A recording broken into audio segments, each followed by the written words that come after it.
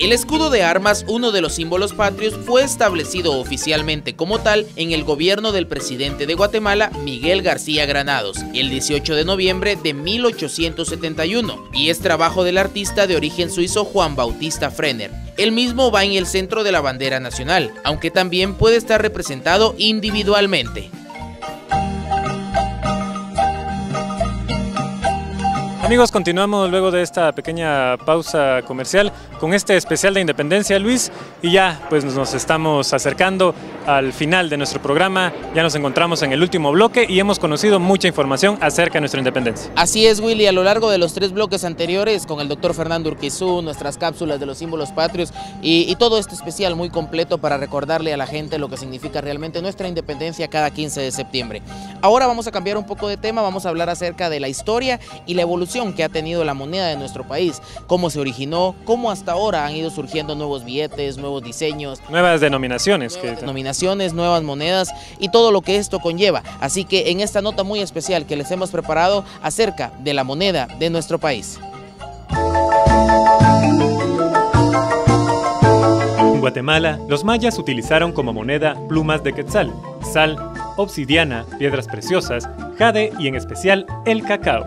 La conquista y su consolidación exigieron un sistema monetario para no retornar al trueque, para lo cual se adoptó una estructura tomando como base la moneda española. Al surgir el Estado Nacional y haber fundado la República de Guatemala, en el gobierno de Rafael Carrera se creó el peso. Este sistema incluyó piezas de oro y plata. A finales de ese mismo siglo apareció un curioso tipo de moneda conocido como cédulas, que eran diminutos billetes emitidos por las municipalidades y establecimientos comerciales para el pago de sus obligaciones. También se reglamentó la emisión de monedas privadas a las que se les llamó fichas. Durante el gobierno de Manuel Estrada Cabrera se creó el Comité Bancario, facultado para emitir papel moneda con garantía de los valores de los bancos. En junio de 1900 se autorizó la emisión de moneda fraccionaria en níquel de 1, 1 medio y cuarto de real. Con base en el tipo de cambio del dólar en los años previos, se determinó que un quetzal equivaldría a 60 pesos. La emisión de moneda se reservó con exclusividad al Estado. Las monedas de plata y de cobre tuvieron la función de moneda fraccionaria. En 1925 se acuñaron monedas de 1 quetzal, medio quetzal, 1 cuarto de quetzal, 10 centavos y 5 centavos en plata, así como monedas de 1 centavo en aleación de cobre. En 1926 también se emitieron monedas de 20, 10 y 5 quetzales acuñadas a base de oro. En 1932 se introdujo en el numerario 2 nuevas denominaciones, de medio centavo y 2 centavos, cuya aleación fue de cobre y zinc.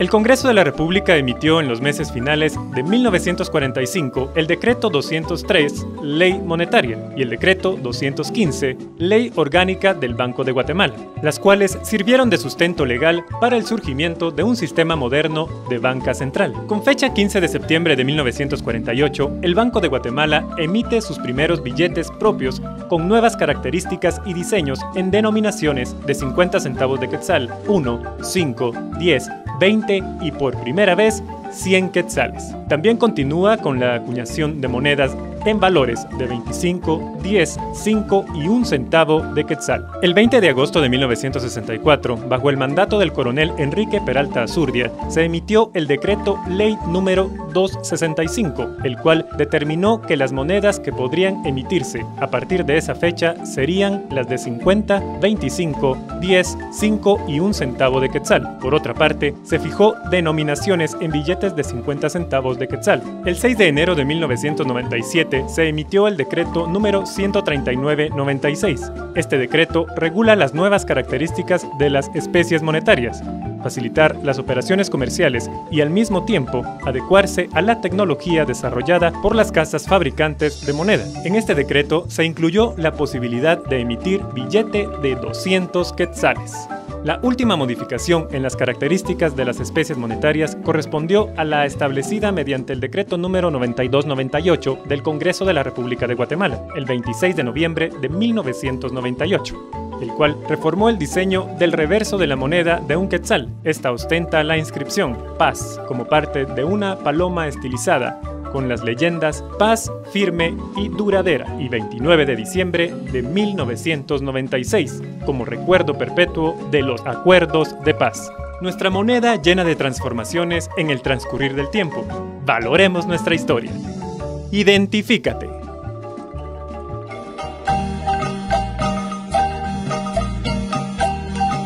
Bueno, queremos recordarles que pueden seguirnos en nuestras redes sociales, en Facebook como Identifícate y en nuestro canal de YouTube como Identifícate GT. Ahí puede darle like a nuestra página, ver todo lo que estamos haciendo, fotografías, todos los videos, Nuestros promocionales, todo lo que envuelve este programa que es para ustedes, para todos los guatemaltecos. Identifícate, además de ver nuestros programas anteriores y de la primera temporada también en nuestro canal de YouTube Identifícate GT.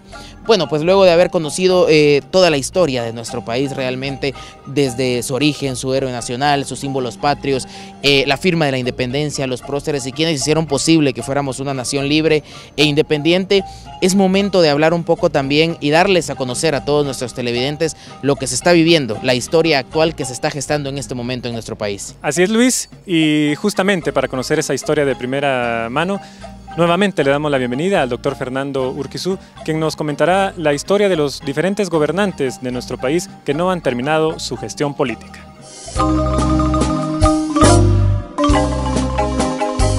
Para comentar lo de los presidentes que no han terminado su mandato, eso es algo es un tema bastante controversial y bastante interesante, porque hay más presidentes de Guatemala que no han terminado su mandato que quizás que los que lo han terminado de manera constitucional, que ese es un caso curioso. Pero nosotros debemos pensar que desde el primer presidente de Guatemala, en realidad no sabemos si terminó o no terminó su mandato, porque el primer presidente realmente de la República propiamente de Guatemala es don Rafael Carrera Turcios, pero él fue nombrado presidente vitalicio de Guatemala. Entonces él termina y con derecho de sucesión.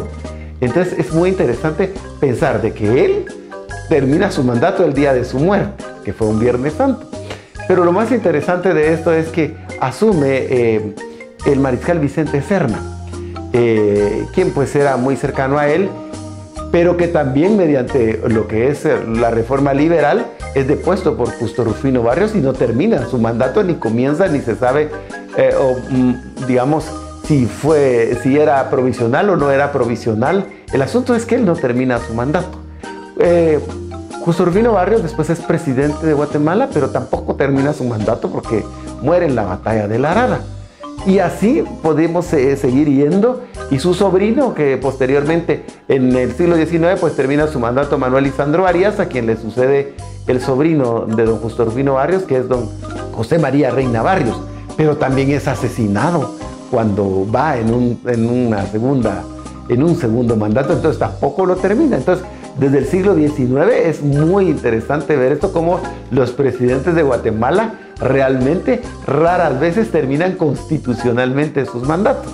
O esto se había dado realmente hasta los últimos, años del siglo XX y principios del siglo XXI. Miento porque también Serrano Elías tampoco terminó democráticamente su mandato. Es interesante ver también, por ejemplo, cómo es el cambio de siglo al siglo XX y el primer presidente del siglo XX, que va a ser don Manuel Estrada Cabrera, es reelecto y reelecto, pero también se le pide la renuncia y no termina el mandato de una manera, podríamos decir, constitucional, sino que la termina por medio de los grupos de presión.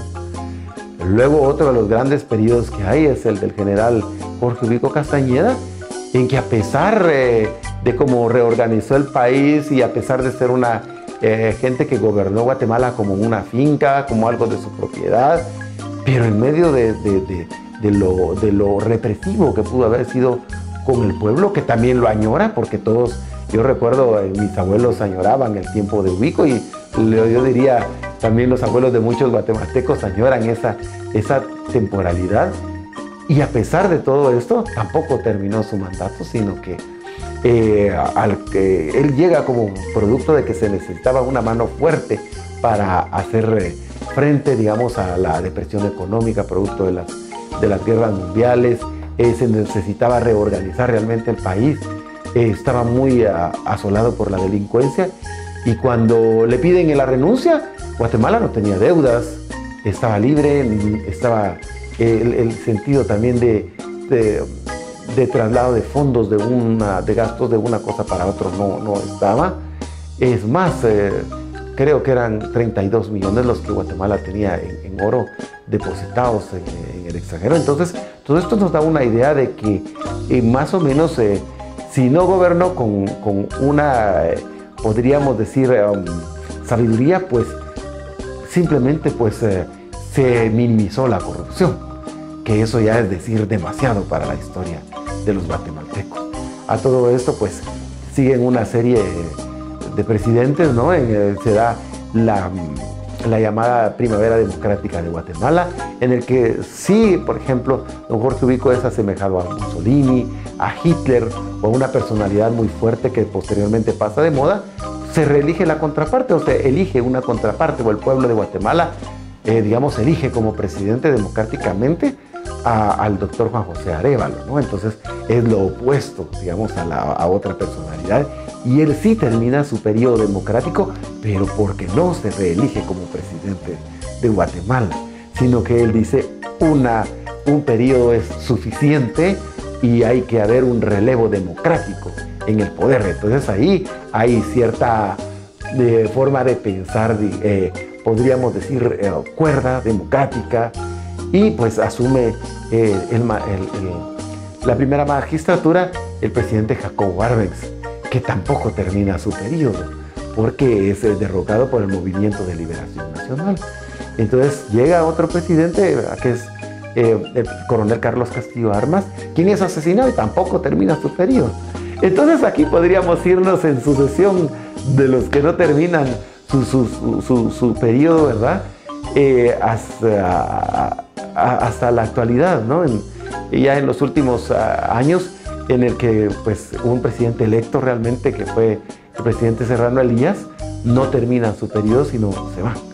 Y entonces, pues siguen otros presidentes que terminaron, pues malo que bueno, un sentido democrático de Guatemala, y por primera vez, pasado cierto tiempo, pues es electo un militar, como es el presidente Pérez Molina, y pues después de que hubieron presidentes civiles, pues es el otro militar que tampoco termina su periodo.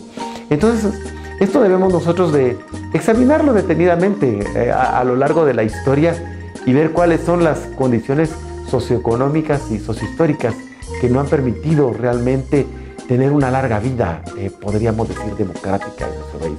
No hemos llegado a 50 años, por ejemplo, en que los presidentes hayan sido electos y hayan terminado sus periodos realmente, sino que son cortos relativamente los periodos, pero es por la poca correspondencia que hay entre las relaciones de producción y el grado de desarrollo de las fuerzas productivas del país, que son muy cambiantes.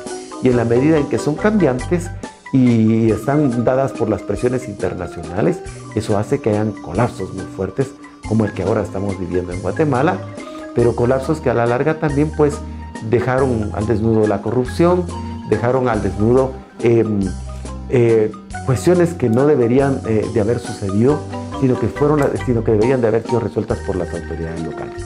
Esto servirá como un referente, tal y como fue en un momento el gobierno democrático del doctor Arévalo, servirá como un referente como fue, digamos, la reforma agraria que no se llevó a cabo de Jacobo Arbenz, servirá como un referente también, si lo queremos ver más atrás en la historia, como un referente de un presidente que renuncia cuando Guatemala no tenía deudas a nivel externo, como puede ser el gobierno del general Ubico, ¿no? que pasa de héroe a villano.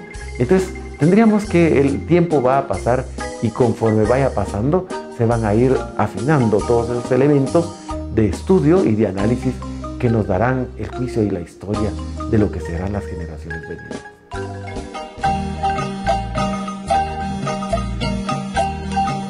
Bueno, y de esta manera hemos llegado al final de este especial programa de este 15 de septiembre, el especial de Independencia acá en Identifícate y Canal 33. A lo largo de estos 4 segmentos de esta hora de programa, pues hemos conocido toda la historia y todos los acontecimientos que llevaron a esta importantísima firma del Acta de Independencia el ya lejano 15 de septiembre de 1821 por todos nuestros próceres de independencia, además de conocer cómo se celebra en la actualidad esta importantísima fecha, el cumpleaños de nuestra querida patria Guatemala, Will. Así es, Luis, muy bien dicho, el cumpleaños de nuestra querida patria. Un programa cargado de mucha información, así queremos agradecer también la participación del doctor Fernando Urquizú, pues, quien siempre está dispuesto a colaborar con nosotros. Esta es su casa, que es Canal 33, y el programa Identifícate.